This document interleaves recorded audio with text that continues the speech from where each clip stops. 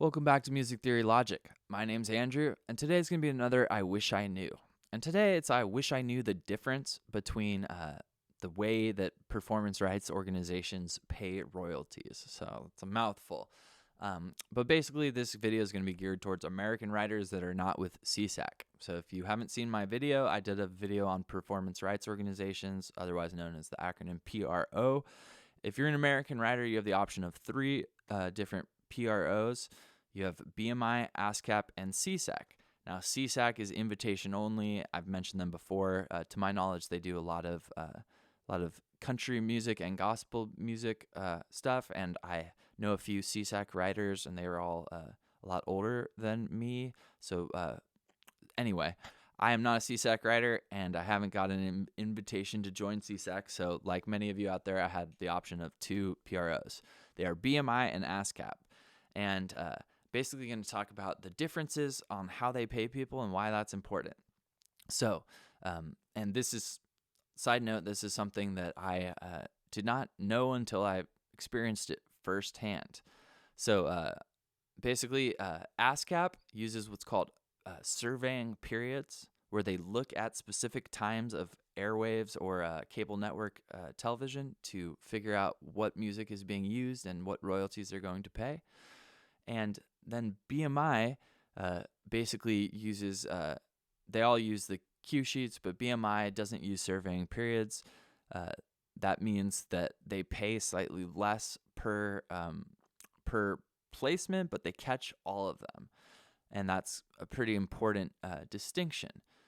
The other difference is ASCAP has a 2-year renewal period, so there's a window every 2 years where you can switch performance rights organizations. BMI, it's every year. For me, I wish I had done more research or could tell you I had a specific reason, but I basically went with BMI because I read that I could get out of BMI each year. ASCAP was 2 years, so because it was less time, I went with BMI. It wasn't really the most educated decision, but it worked for the kind of stuff that I do in music.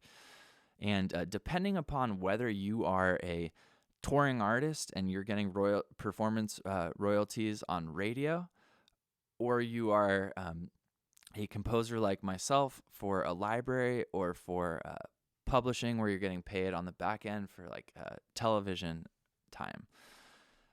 So for the television scenario, I think that BMI is an advantageous. Now, do your own research. This very well could be irrelevant by the time you see it, so make sure you do your own research. This is just a personal story, but I have written a lot of music with collaborators. One of my collaborators was an ASCAP writer. We were working on a project that was for CBS Sports that was essentially for March Madness, the music they play during the NCAA basketball tournament. When they show the score or before credits and stuff like that. And essentially my collaborator had a song that performed incredibly well. He wrote that song with another writer other than myself, but that writer was with BMI.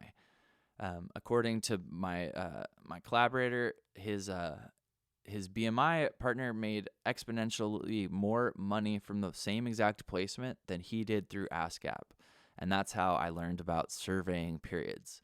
So to the best of my knowledge, the way he explained it to me was that ASCAP looks at programming for specific amounts of time. Like, let's say they'll watch the airwaves from 5 p.m. to midnight, Monday through Friday. They say, oh, well, all of the new episodes of TV are going to air in that window. And then the rest of the time, they're replaying what airs in those windows.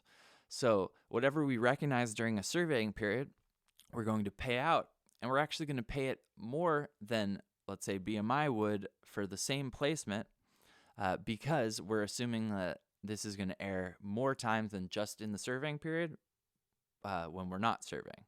Hopefully that makes sense.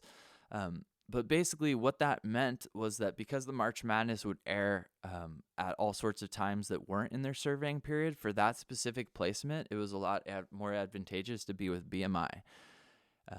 My co-writer since switched to BMI. He still has music or publishing rights, or a publishing company that is an ASCAP publishing company. So he still works with them, but it's a case-by-case basis. It depends on what kind of project he's registering that will dictate which he goes with. And this is important. So the main thing that you should get from this video is that when you're deciding between BMI and ASCAP, it's important to figure out what are the differences, and then it's really important to figure out what do you do and how do those differences pertain to what you do. So if you're writing music for TV performance royalties, you essentially want to make sure that I think BMI is slightly better for people that are doing that. However, I also think that ASCAP is slightly better for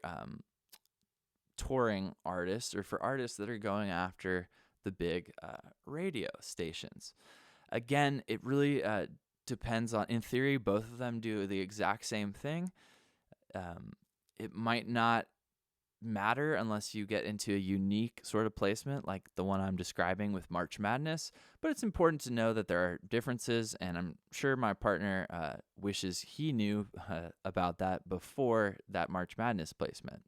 So if you found this helpful, you would help me out by subscribing to the channel, hit that bell for notifications so you find out when I make a new video, and have a great week, day, whatever. Be nice to your fellow human beings, and I'll see you guys next time. Cheers.